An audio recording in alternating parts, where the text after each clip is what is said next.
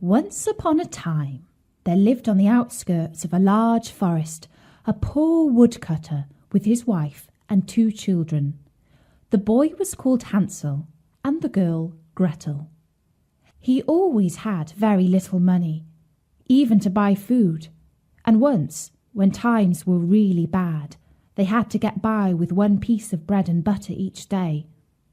One night, as he was tossing about in bed, full of cares and worry, he sighed and said to his wife, "What's to become of us? How are we to feed our poor children now that we have nothing more for ourselves?" "I tell you what, husband," answered the woman. "Early tomorrow morning we'll take the children out into the thickest part of the wood. There we shall light a fire for them and give them each a piece of bread. Then we'll go on to our work and leave them alone. They won't be able to find their way home, and we shall be rid of them." "No, wife," said her husband, "that I won't do. How could I find it in my heart to leave my children alone in the wood? The wild beasts would soon come and tear them to pieces." "Oh, you fool," said she, "then we must all 4 die of hunger, and you may just as well go and saw the wood for our coffins." And they argued and argued until he agreed that they must get rid of Hansel and Gretel. "But I can't help feeling sorry for the poor children," added the husband. The children, too, had not been able to sleep for hunger and had heard what their stepmother had said to her father.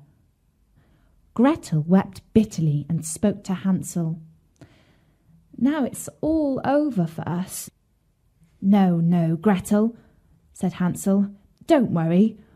I'll find a way to escape. No fear." And when the parents had fallen asleep, he got up, slipped on his little coat, opened the back door, and crept out. The moon was shining clearly, and the white pebbles which lay in front of the house glittered like bits of silver. Hansel bent down and filled his pocket with as many of them as he could cram in. Then he went back and said to Gretel, "It's all right, my dear little sister, and go to sleep. God will not desert us." And he lay down in bed again. At daybreak, even before the sun was up, the woman came and woke the 2 children. "Get up, you sleepyheads. We're all going to the forest to fetch wood." She gave them each a bit of bread and said, "There's something for your lunch, but don't you eat it up before lunchtime, because it's all you'll get." Gretel took the bread under her apron, as Hansel had the stones in his pocket. Then they all set out together on the way to the forest. After they had walked for a little, Hansel stood still and looked back at the house, and all the while he kept on holding back again and again. His father observed him and said, "Hansel, what are you gazing at there? And why do you always remain behind? Take care and don't lose your way." "Oh, father," said Hansel, "I'm looking back at my white kitten, which is sitting on the roof, waving me bye-bye." The woman exclaimed, "What a donkey you are! That isn't your kitten. That's the morning sun shining on the chimney." But Hansel had not looked back at his kitten. But each time he stopped, he had dropped one of the white pebbles out of his pocket to mark the way back home, so that he and little Gretel could not get lost in the woods. When they had reached the middle of the forest, the father said, "Now, children, go and fetch a lot of wood, and I'll light a fire that you may not feel cold." Hansel and Gretel heaped up brushwood till they had made a pile nearly the size of a small hill. The brushwood was set fire to, and when the flames leaped high, the woman said, "Now lie down at the fire, children, and rest yourselves. We are going into the forest to cut down wood. When we've finished, we'll come back and fetch you." But instead, the old parents crept back to their cottage, leaving the children behind. Hansel and Gretel sat down beside the fire, and at midday ate their little bits of bread. And when they had sat for a long time, their eyes closed with tiredness, and they fell fast asleep. When they awoke at last, it was pitch dark. Gretel began to cry and said, "How are we ever going to get out of the wood?" But Hansel comforted her. "Wait a bit," he said, "till the moon is up, and then we'll find our way sure enough."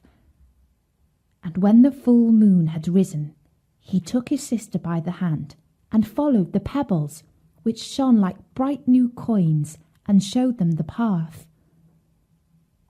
They walked on through the night, and at daybreak reached their father's house again. They knocked at the door, and when the woman opened it, she exclaimed, "You naughty children! What a long time you've slept in the wood! We thought you were never going to come back." But the father rejoiced, for he felt guilty for leaving his children behind them. Not long afterward, there was again a great shortage of food in the land, and the children heard their mother speak to their father in bed one night like this: "Everything is eaten up once more. We have only half a loaf of bread in the house, and when that's done, it's all up with us. The children must be got rid of. We'll lead them deeper into the wood this time, so that they won't be able to find their way out again. There's no other way of saving ourselves." The man's heart felt heavy, and he thought, surely it would be better to share the last bite with one's children. But his wife wouldn't listen to his arguments, and they quarrelled for a long time until the old man finally agreed that the children had to be got rid of, although he was very sad about it. But the children were awake and had heard the conversation. When the old people were asleep, Hansel got up and wanted to go out and pick up pebbles again, as he had done the first time, but the woman had barred the door, and Hansel couldn't get out. But he consoled his little sister and said, "Don't cry, Gretel, and sleep peacefully, for God is sure to help us." At early dawn, the woman came and made the children get up. She gave them their bit of bread, but it was even smaller than the time before. On the way to the wood, Hansel crumbled it in his pocket, and every few minutes he stood still and dropped a crumb on the ground. "Hansel, what are you stopping and looking about you for?" said the father. "I'm looking back at my little pigeon, which is sitting on the roof waving me farewell," answered Hansel. "Fool!" said the wife. "That isn't your pigeon. It's the morning sun glittering on the chimney." But Hansel gradually threw all his crumbs on the path.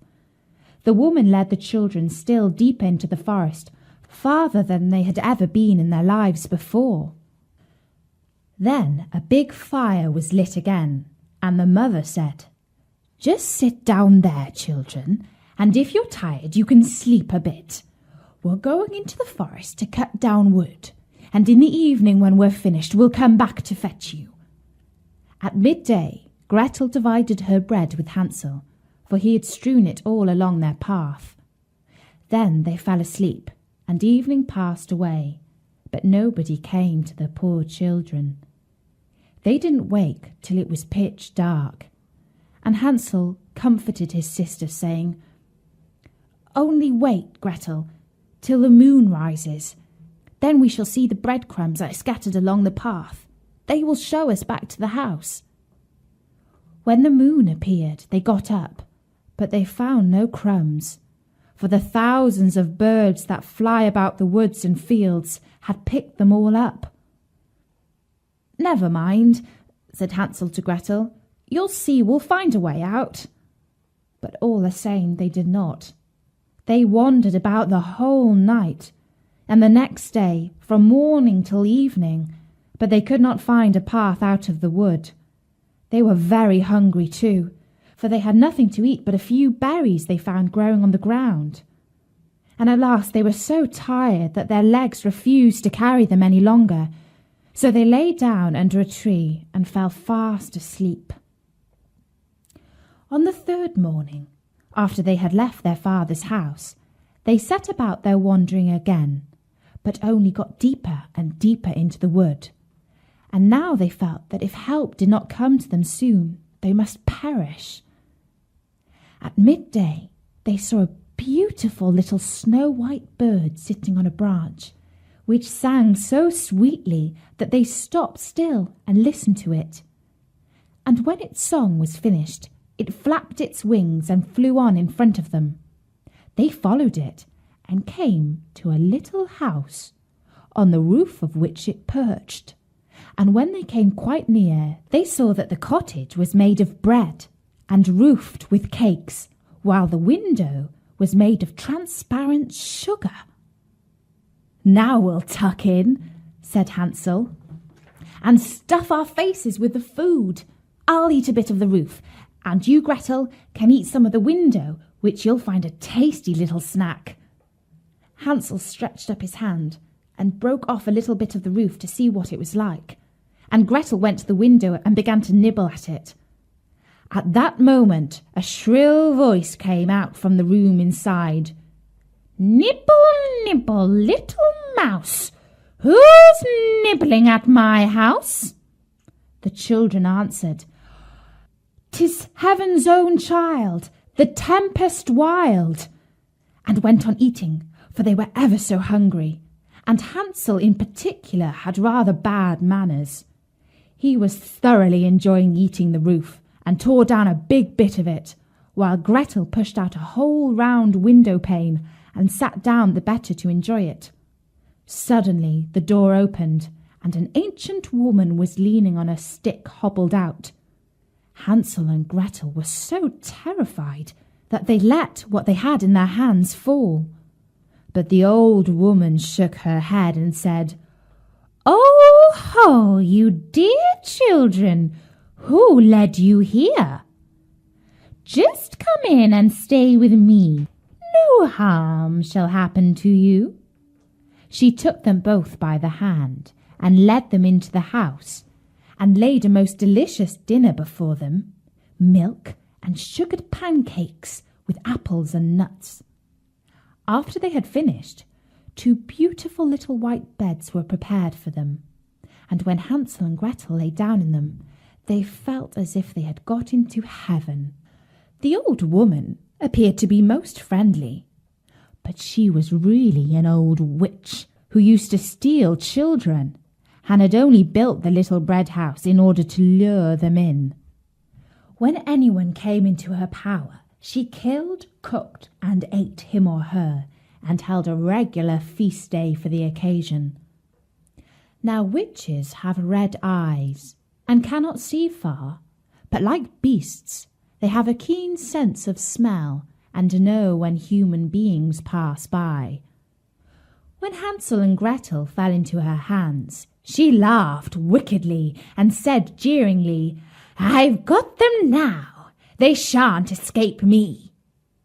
Early in the morning, before the children were awake, she rose up, and when she saw them both sleeping so peacefully with their round rosy cheeks, she muttered to herself, "That'll be a dainty bite to eat."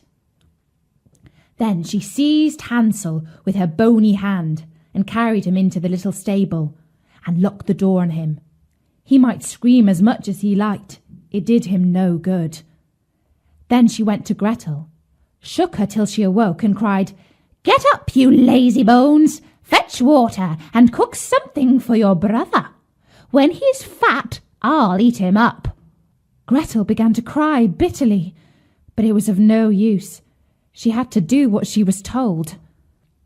So the best food was cooked for poor Hansel, but Gretel got nothing but crab shells.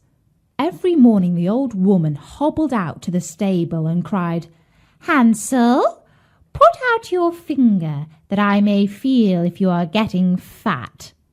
But Hansel always stretched out an old bone, and the old dame, whose eyes were dim, couldn't see it, and thinking always it was Hansel's finger, wondered why he fattened slowly. When 4 weeks had passed, and Hansel still remained thin, she lost patience and decided to wait no longer. "Hi, Gretel," she called to the girl.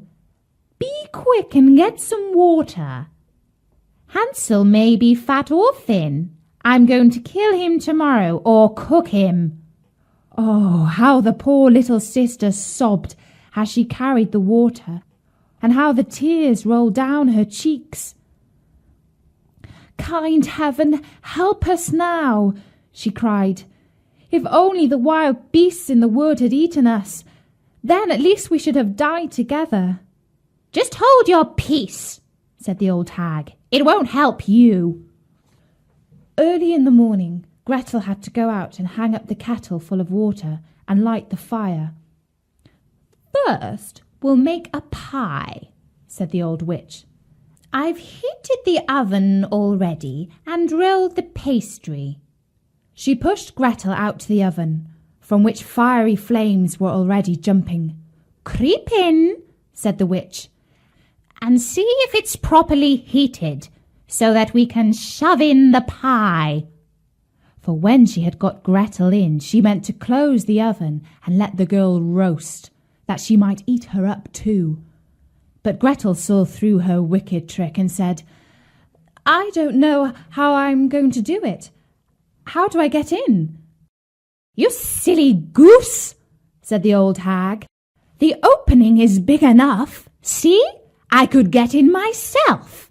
And she crawled toward it and poked her head in the oven. Then Gretel gave her a shove that sent her right in, shut the iron door and drew the bolt. Gracious! How she yelled!